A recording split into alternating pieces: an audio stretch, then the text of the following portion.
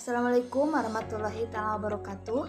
Sebelumnya perkenalkan, nama saya Tina Lestari dengan NPM 192103024 angkatan 2019, jurusan Pendidikan Masyarakat Universitas Siliwangi, Kota Tasikmalaya. Sebelumnya saya ucapkan terima kasih kepada dosen pembimbing pada mata kuliah pengembangan kurikulum, yaitu Ibu Dr. Randa Wiwin Herwina, SPD MPD, yang telah memberikan kesempatan pada kali ini kepada saya untuk memaparkan materi mengenai landasan dan asas pengembangan kurikulum. Baik, mengenai landasan pengembangan kurikulum, menurut Sudijarto, kurikulum adalah segala pengalaman dan kegiatan yang direncanakan secara terorganisir untuk diatasi oleh siswa ataupun oleh mahasiswa untuk mencapai tujuan yang telah ditetapkan oleh suatu lembaga pendidikan. Jadi, landasan pengembangan kurikulum dapat diartikan sebagai suatu gagasan, asumsi-asumsi, ataupun prinsip yang menjadi sandaran atau titik tolak dalam mengembangkan sebuah kurikulum. Landasan pengembangan kurikulum menurut Nana Sodi Sukmadinata tahun 1997 ada 4. Yang pertama yaitu landasan filosofis, yang kedua landasan psikologis, yang ketiga landasan sosial budaya, dan yang terakhir yaitu landasan ilmu pengetahuan dan teknologi. Untuk yang pertama mengenai landasan filosofis, secara harfiah memiliki arti cinta akan kebijakan atau love of wisdom. Untuk mengerti dan berubah secara bijak, maka ia harus memiliki pengetahuan yang diperoleh melalui proses berpikir yang secara mendalam, logis, serta sistematis. Jadi, landasan filosofi dalam pengembangan kurikulum ialah asumsi-asumsi atau rumusan yang didapatkan dari hasil berpikir secara mendalam, analitis, logis, dan sistematis atau filosofis dalam merencanakan, melaksanakan, membina, dan mengembangkan kurikulum. Terdapat 4 klasifikasi filsafat pendidikan. Yang pertama yaitu landasan filosofis pendidikan idealisme, yang kedua landasan filosofis pendidikan realisme, yang ketiga landasan filosofis pendidikan pragmatisme, dan yang terakhir yaitu landasan filosofis pendidikan nasional. Untuk yang pertama mengenai landasan filosofis pendidikan idealisme menyatakan bahwa berdasarkan pemikiran landasan ini, tujuan pendidikan harus dikembangkan pada upaya pembentukan karakter, bakat insani, dan kebijakan sosial sesuai dengan hakikat kemanusiaannya.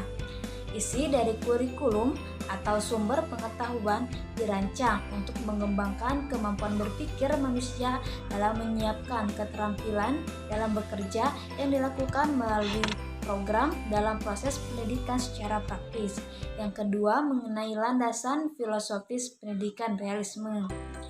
Dari landasan ini menyatakan bahwa berdasarkan pemikiran ini tujuan pendidikan dirumuskan terutama untuk diarahkan dengan melakukan penyesuaian diri dalam hidup untuk dapat melakukan tanggung jawab secara sosial. Oleh karena itu, kurikulum apabila didasarkan pada landasan ini harus dikembangkan secara komprehensif, meliputi pengetahuan yang bersifat sains, sosial, maupun muatan-muatan nilai-nilai. Yang ketiga, mengenai landasan filosofis pendidikan pragmatisme menyatakan bahwa tujuan pendidikan lebih diarahkan pada upaya untuk memperoleh pengalaman yang berguna untuk memecahkan masalah baru dalam kehidupan individu ataupun sosial. Maka dalam kurikulumnya ia harus membuat pengalaman-pengalaman yang telah teruji sesuai dengan minat dan kebutuhan siswa. Dan yang terakhir yaitu mengenai landasan filosofis pendidikan nasional yang menyatakan bahwa tujuan pendidikan nasional di Indonesia tentu saja bersumber pada pandangan dan cara hidup masyarakat Indonesia, yaitu Pancasila. Dalam kurikulumnya harus meliputi penjabaran tujuan, pengembangan ilmu atau bahan, mengembangkan metode atau proses pendidikan, dan yang lainnya yang berkaitan dengan pendidikan yang ada di Indonesia. Dalam landasan filsafat pengembangan kurikulum terdapat beberapa manfaat. Yang pertama yaitu filsafat pendidikan dapat menentukan arah akan dibawa kemana anak-anak melalui pendidikan. Yang kedua, dengan adanya tujuan pendidikan yang diwarnai oleh filsafat yang dianut, maka akan mendapatkan suatu gambaran yang jelas tentang hasil yang harus dicapai. Yang ketiga yaitu filsafat dan tujuan pendidikan memberikan suatu kesatuan yang bulat kepada segala usaha pendidikan. Yang keempat, tujuan pendidikan memungkinkan si pendidik menilai usahanya hingga manakah tujuan itu tercapai. Dan yang terakhir yaitu tujuan pendidikan memberikan motivasi atau dorongan bagi kegiatan pendidikan. Untuk yang kedua mengenai landasan pengembangan kurikulum yaitu landasan psikologis. Landasan psikologis adalah ilmu yang mempelajari tingkah laku manusia yang berhubungan dengan lingkungan. Sedangkan kurikulum adalah upaya untuk menentukan program pendidikan untuk merubah perilaku manusia. Melalui penerapan landasan psikologi dalam mengembangkan kurikulum, tiada lain agar upaya pendidikan yang dilakukan dapat menyesuaikan dengan hakikat peserta didik, baik dari segi materi, bahan yang disampaikan, proses pembelajaran, dan penyesuaian unsur upaya pendidikan lainnya. Dalam landasan ini terdapat dua jenis psikologi dalam mengembangkan kurikulum. Yang pertama yaitu psikologi perkembangan dan yang kedua yaitu psikologi belajar. Untuk yang pertama mengenai psikologi perkembangan yaitu ilmu atau studi yang mengkaji perkembangan manusia beserta kecenderungannya pada perilaku yang ditujukan. Sedangkan mengenai psikologi belajar yaitu suatu pendekatan ilmu atau studi yang mengkaji bagaimana manusia pada umumnya melakukan suatu proses belajar. Selain dua jenis psikologi dalam mengembangkan kurikulum, terdapat juga klasifikasi belajar.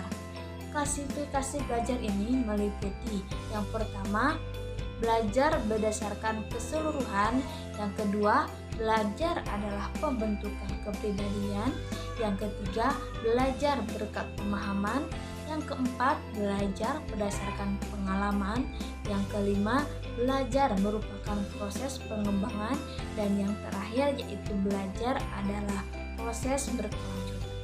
Yang ketiga mengenai landasan sosiologis atau sosial budaya.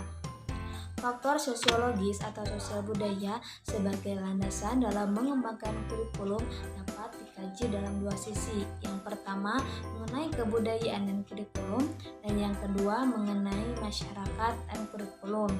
Untuk pembahasan yang pertama mengenai kebudayaan dan kurikulum menyatakan bahwa faktor kebudayaan merupakan bagian penting dalam pengembangan kurikulum, maka harus memuat pada pertimbangan berikut. Yang pertama yaitu individu lahir tidak berbudaya. Yang kedua, kurikulum dalam setiap masyarakat pada dasarnya merupakan refleksi dari cara orang-orang berpikir, berasa, bercita-cita, atau kebiasaan-kebiasaan. Dan yang ketiga yaitu seluruh nilai yang disepakati oleh masyarakat dapat disebut dengan kebudayaan. Pengkajian yang kedua yaitu mengenai masyarakat dan kurikulum. Menyatakan bahwa masyarakat adalah suatu kelompok individu yang diorganisasikan oleh mereka sendiri dalam kelompok-kelompok yang berbeda. Kebudayaan masyarakat dibedakan dengan istilah masyarakat yang terorganisir yang berpikir tentang dirinya sebagai sesuatu yang berbeda dengan kelompok atau masyarakat lainnya. Dan yang terakhir yaitu mengenai landasan pengembangan kurikulum, yaitu meliputi landasan ilmu pengetahuan teknologi. Pendidikan adalah usaha sadar untuk menyiapkan peserta didik melalui bimbingan, pengajaran, dan atau latihan bagi peranannya di masa yang akan datang. Teknologi adalah aplikasi dari ilmu pengetahuan secara ilmiah atau ilmu-ilmu lainnya untuk memecahkan masalah secara praktis. Perkembangan iptek secara langsung akan menjadi isi atau materi pendidikan, sedangkan secara tidak langsung memberikan tugas kepada pendidik untuk membekali masyarakat dengan kemampuan pemecahan masalah yang dihadapi sebagai pengaruh perkembangan ilmu pengetahuan dan teknologi. Setelah membahas mengenai landasan pengembangan kurikulum, kita akan membahas mengenai asas pengembangan kurikulum. Kurikulum adalah seperangkat pendidikan yang merupakan jawaban terhadap kebutuhan dan tantangan masyarakat. Secara etimologis, kurikulum adalah terjemahan dari kurikulum dalam bahasa Inggris yang berarti rencana pembelajaran.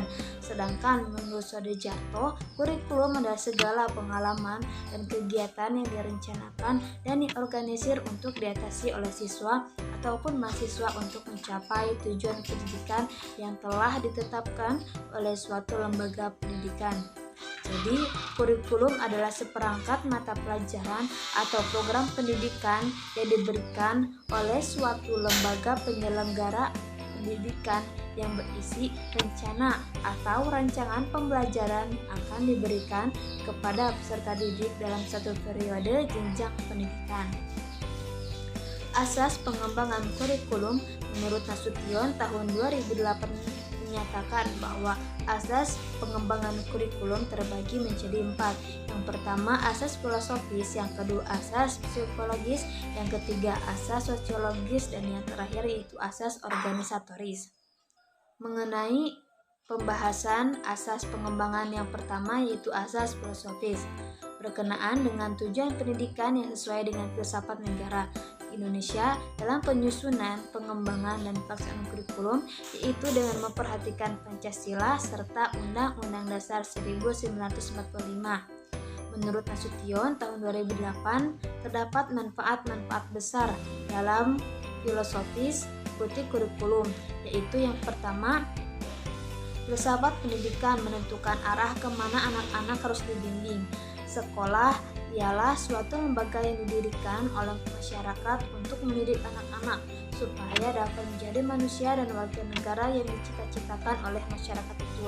Jadi, adanya gambaran yang jelas tentang hasil pendidikan yang harus dicapai. Yang kedua, filsafat juga menentukan cara dan proses yang harus dijalankan untuk mencapai tujuan itu. Yang ketiga, tujuan pendidikan memberikan petunjuk tentang apa yang harus dinilai sehingga tujuan itu dapat dicapai. Dan yang terakhir yaitu tujuan pendidikan memberikan motivasi dalam proses belajar mengajar. Asas pengembangan yang kedua yaitu asas psikologi. Terdapat 2 asas psikologi dalam pengembangan kurikulum, yaitu psikologi anak dan psikologi belajar. Untuk pembahasan yang pertama mengenai psikologi anak, yaitu sekolah didirikan untuk anak, untuk kepentingan anak, yakni menciptakan situasi yang memungkinkan agar anak dapat belajar untuk mengembangkan bakatnya. Terdapat beberapa hal yang perlu diperhatikan dalam mengembangkan kurikulum. Yang pertama, anak bukanlah miniatur orang dewasa. Yang kedua, fungsi sekolah diantaranya untuk mengembangkan pribadi anak seutuhnya. Yang ketiga, faktor anak harus benar-benar diperhatikan dalam pengembangan kurikulum. Yang keempat, anak harus menjadi pusat pendidikan. Dan yang kelima yaitu tiap anak unik, mempunyai ciri-ciri tersendiri lain dari yang lain. Artinya, kurikulum hendaknya mempertimbangkan keunikan anak agar ia dapat belajar dan berkembang sesuai dengan bakatnya. Yang kedua yaitu psikologi belajar. Pendidikan di sekolah akan bersangkutan dengan kepercayaan dan keyakinan bahwa anak-anak dapat dididik untuk dipengaruhi kelakuan yang baik. Pentingnya penguasaan psikologi belajar dalam pengembangan kurikulum yaitu yang pertama, seleksi dan organisasi, bahan pelajaran. Yang kedua, menentukan kegiatan belajar mengajar yang paling serasi. Dan yang ketiga, merencanakan kondisi belajar yang optimal agar tujuan belajar dapat tercapai. Adapun asas yang ketiga yaitu asas sosiologis. Anak tidak hidup sendirian, melainkan mereka hidup dalam suatu ruang lingkup masyarakat. Di dalam masyarakat, anak harus mampu memenuhi segala tugas-tugas yang mampu dilakukan dengan penuh tanggung jawab di dalam masyarakat. Setiap masyarakat mempunyai norma-norma, adat istiadat, atau kebiasaan yang harus dikenali dan diwujudkan dalam pribadi anak. Setiap anak akan berbeda latar belakang kebudayaannya. Perbedaan ini harus dipertimbangkan dalam kurikulum. Selain itu, perkembangan iptek juga harus dipertimbangkan dalam pengembangan kurikulum, karena masyarakat merupakan faktor yang penting dalam pengembangan kurikulum. Maka masyarakat menjadi salah satu asas dalam sosiologis. Dan yang terakhir yaitu mengenai asas organisatoris. Pada asas ini berkenaan dengan masalah bagaimana bahan pelajaran akan diberikan atau akan disajikan kepada para peserta didik. Apakah bahan pembelajaran tersebut akan dalam bentuk mata pelajaran yang terpisah ataukah dalam bentuk yang lainnya. Apabila seseorang penganut ilmu jiwa asosiasi, maka dia akan memilih bentuk organisasi kurikulum yang berpusat pada mata pelajaran. Sedangkan penganut ilmu jiwa Gestalt akan cenderung memilih pada kurikulum terpadu. Sekian yang mungkin dapat